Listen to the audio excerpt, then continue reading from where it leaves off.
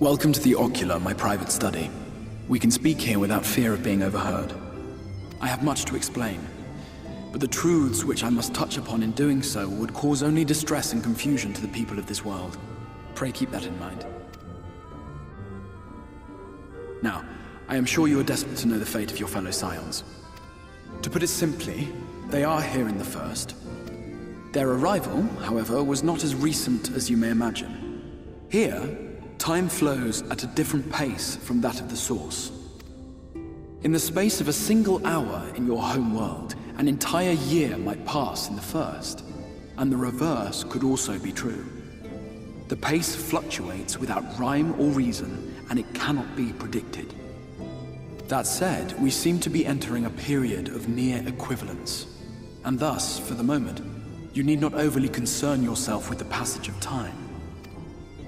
As for your companions, however, Y'shtola and Urianger have dwelled here for 3 winters, all told, while Thancred's count stands at 5. Even our more recent arrivals, Alphino and Alize, have lived in the First for almost a year. My intention had been to summon only you, but the art of reaching across worlds has proven exceedingly difficult to master. Thus it was that my fumbling hand closed upon those to whom your fate is most closely bound as well. As they were not the object of my summons, their transference was incomplete. Though they may appear to possess corporeal bodies, they are, in truth, merely spirits that one can see and touch. Consequently, while you yourself will be able to pass between worlds with relative freedom, they will not. Much as it grieves me, they are stranded here.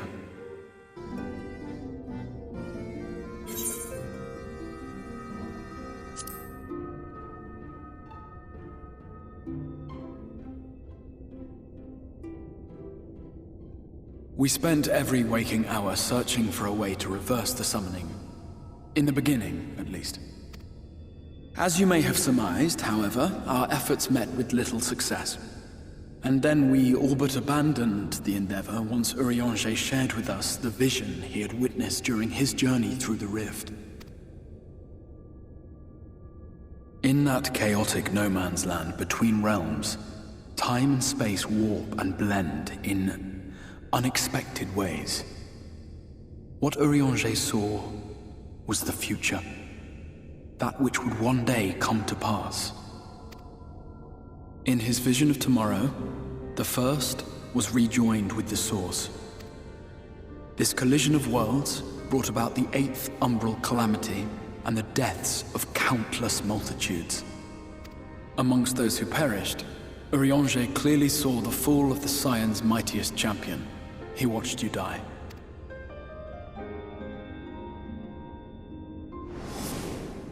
And thus did the Scions embrace their exile, and began searching this world for a means to forestall the coming catastrophe in yours.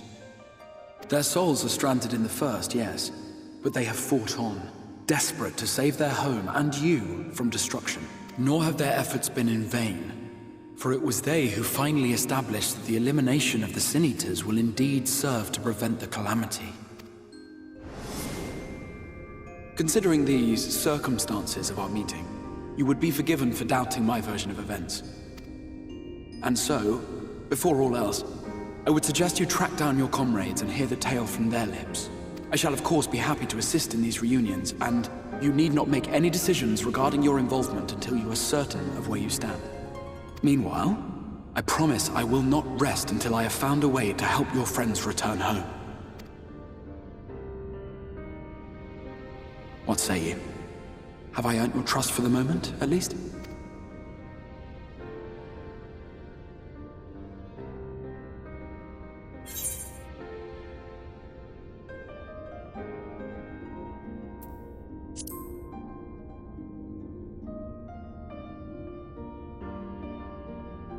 Excellent.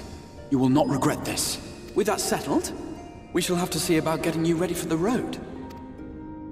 Traveling across the rift has no doubt left you weary. I will arrange for a room where you might rest in comfort. While it's being prepared, perhaps I can show you around.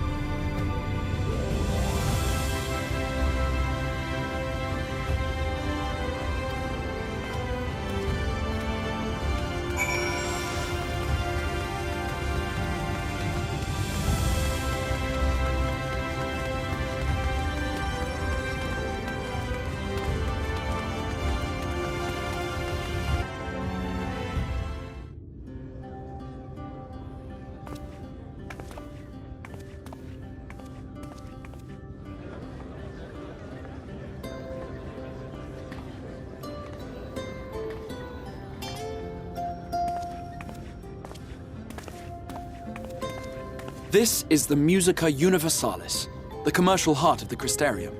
What you might need to prepare for your journeys can be purchased here.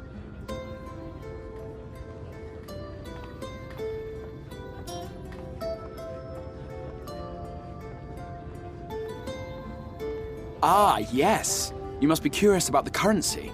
Fear not. The gil you carry will serve you well enough. Each nation once minted its own coins, but 'twas all a jumbled mess following the flood. After much debate, the local merchants eventually elected to revert to the old ways, wherein a coin's value was decided by the worth of its metal. As for a unit of measurement, we agreed upon the term gil, a word borrowed from coins uncovered within the Crystal Tower here. And as our traders peddled their wares across the land, so too did our usage of gil become common practice. From what your stola tells me, a standard coin from the source equates to exactly 1 gil here, or near enough not to matter. Our way of life has benefited greatly from the artifacts we recovered from the tower, some of which may be familiar to you.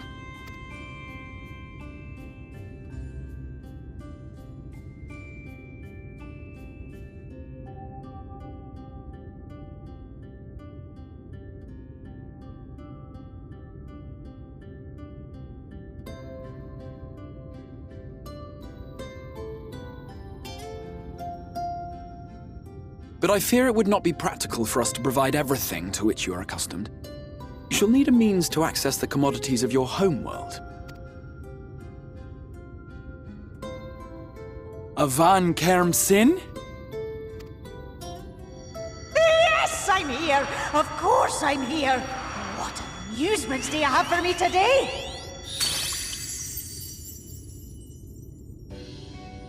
My dear Feo Ul, paragon of pixie kind.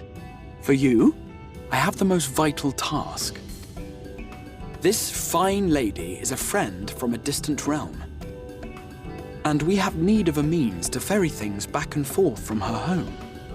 Might you be able to assist us in this matter?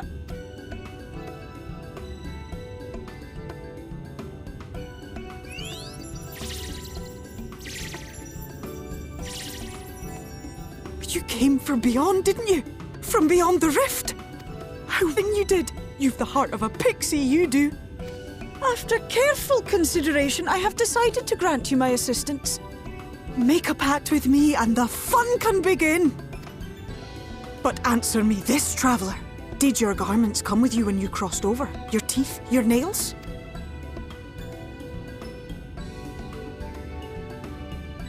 Just as I thought! Then you've a good stout connection with your home through which all your belongings, great and small, may easily pass. From this moment forth I will be your Isne Fis, and you my Snay Yak. Like the branch which sprouts from the sapling, our bond will flow unbroken from one to the other. Raise your hand.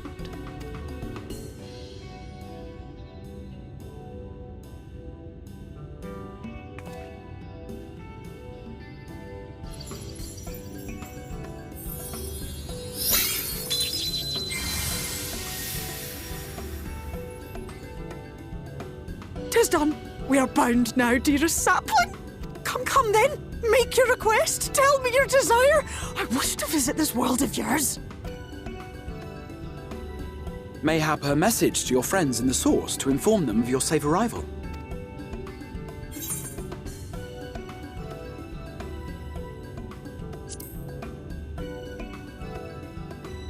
Consider it done.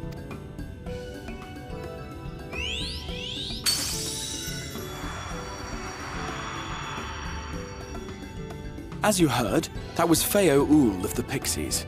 Their kind possess an affinity for magic akin to that of arcane beings.